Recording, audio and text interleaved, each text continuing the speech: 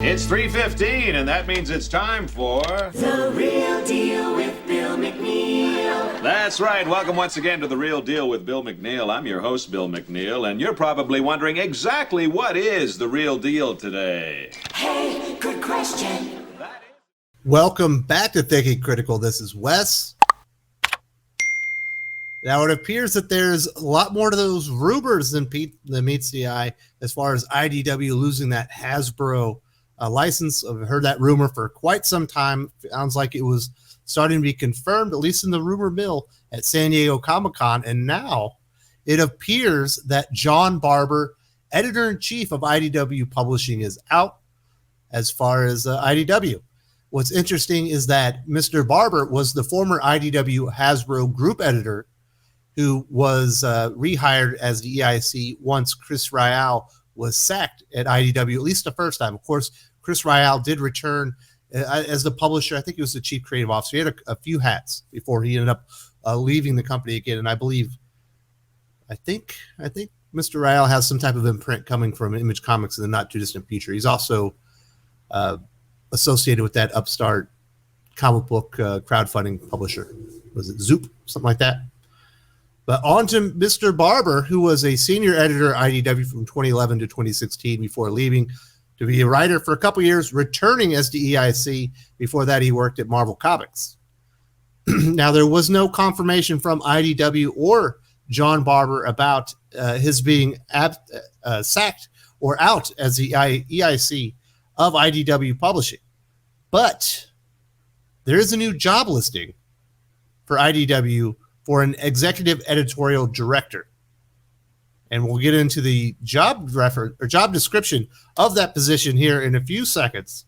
And you'll see that it sounds eerily like the responsibilities of an editor-in-chief. It sounds like they just renamed the position.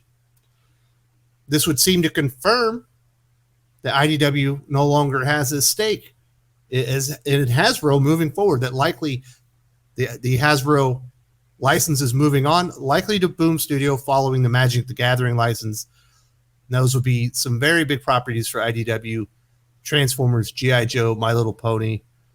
There's some other ones in there as well, but those are kind of the three big ones that they would be losing when they lose this Hasbro license, which will be kind of in conjunction with Star Wars as well as the Marvel action stuff. It's all going to happen kind of within a few months. Not sure exactly the exact time, but it is going to be happening in 2022.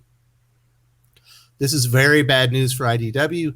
There's been so much upheaval at this company, especially even in the publishing division, which has certainly looked on paper, and if you look at their quarterly statements, looks to be in better position than some of the other entities over IDW, specifically the entertainment portion of IDW Media, which is really the big loss leader there.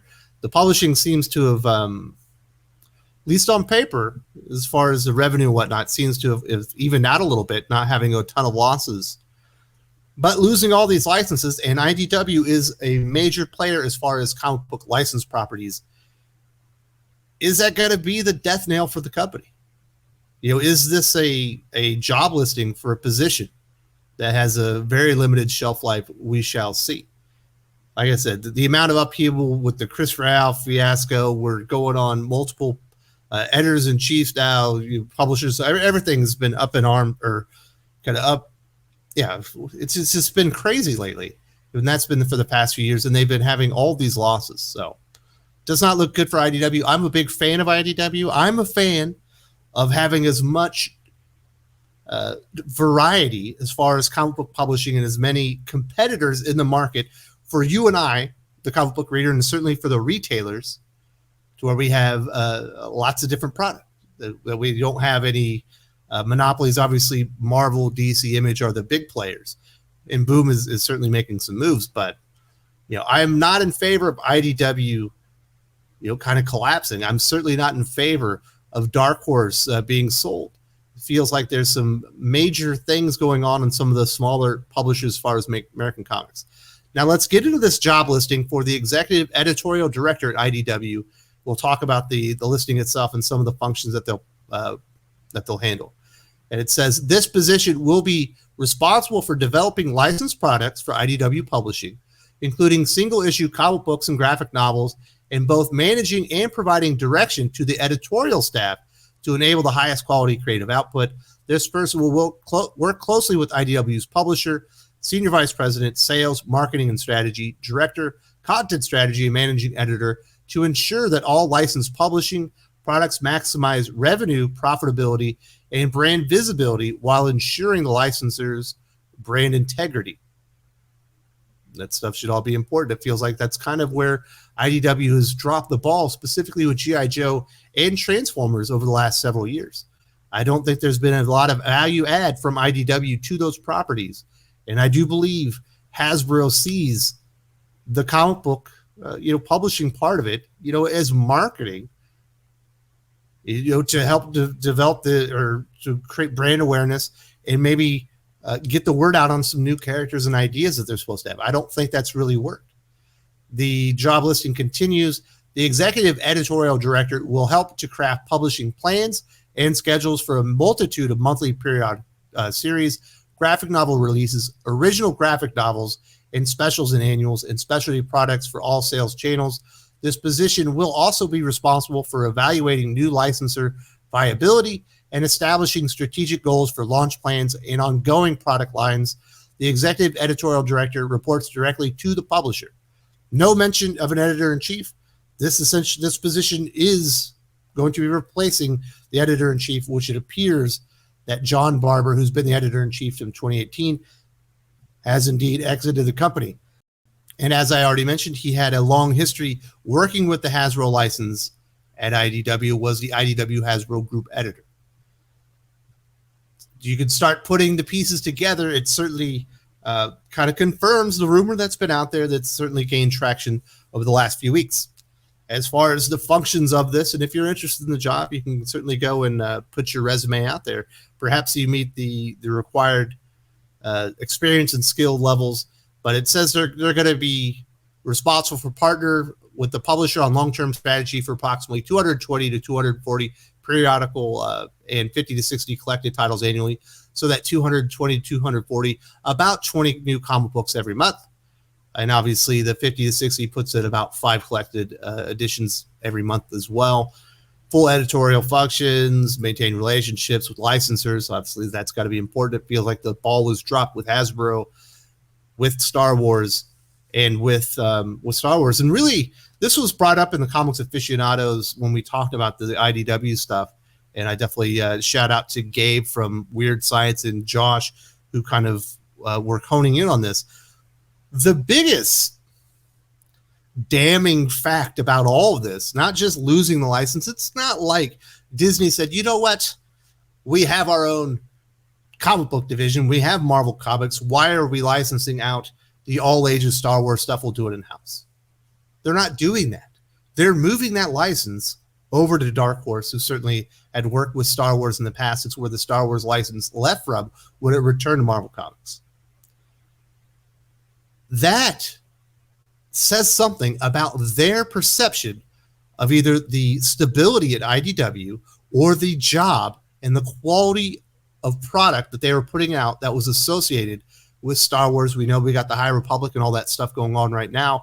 And those were a lot of their best-selling IDW comic books. Certainly the best-selling of late is TMNT The Last Ronin, but that thing is coming out, is it quarterly? Is it every 4 months? It's not coming out exactly monthly, but a lot of their best-selling monthly titles were a lot of those Star Wars, as well as the Transformers. The G.I. Joe stuff is really, the sales have been awful. But that is a damning fact that Lucasfilm and Disney would rather move the license to a competitor. And not, it's not like they were bringing it in-house. They said, we don't want IDW Publishing to do these anymore. We'll let somebody else do it. And it feels like Hasbro is going to do the exact same thing. They're going to remove their license. Obviously, I don't believe they have an in-house publishing line like a Marvel Comics with Disney and Lucasfilm that they're associated with. But they're also going to move it over to a competitor. It looks like Boom Studios, who already has a little bit of that Hasbro license. And the way I understand it is, if you get the Hasbro comic license, you end up having to get it all. And that Magic the Gathering move was kind of the first domino to fall in all of this. And like I said, Hasbro is one of their big properties. Well, it contains 3 of their big properties and 3 of their mainstay licenses that they've been working with. Now, certainly there are other licensing opportunities out there. There are other comic books. They certainly still have Sonic. They still have Star Trek. They still got the Godzilla stuff. They still have TMNT, which is probably, in theory, the crown jewel. When the TMNT sales aren't very good right now, but The Last Ronin's doing great. And I think if they rebooted TMNT and got a creative team on there that got people excited, I think you would see TMNT selling over 30,000 a month, kind of like it had in the past. Now, to be qualified for this, you need to have 8 to 10 years of experience in comics editorial. You also need 5 years of management experience and knowledge of comic book publishing and entertainment industries. So, hey, I imagine there are a lot of viewers of the channel that might be eligible for this position. I imagine it also means that you would have to be in California. But I can think of a couple of contributors to this channel that would do a fantastic job at IDW and do a good job revitalizing and fixing some of the relationships that are obviously broken with IDW Publishing and the licensors that they're working with. You've had so many, almost all their big ones leave except for TMNT. They lost TMNT, that's lights out. At this point, I don't even know if it's viable without Star Wars, without Marvel, without the Hasbro licenses. We shall see. I'm sure that they're going to work on it. It sounds like they are reaching out there and trying to find the right person to shepherd the publishing line moving forward.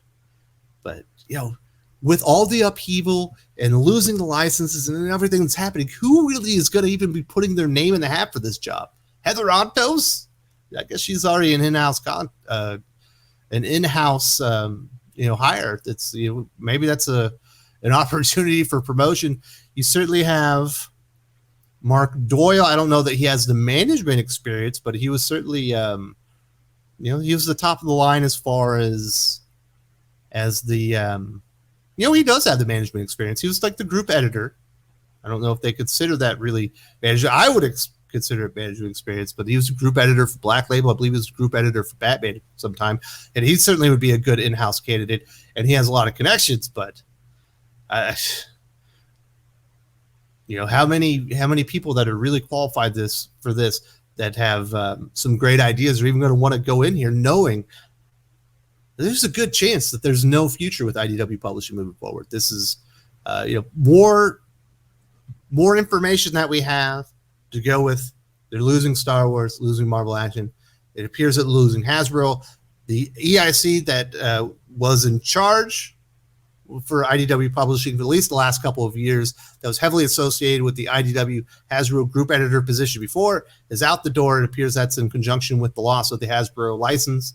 And they are now they're looking to hire a new executive editorial director replacing the EIC position at IDW.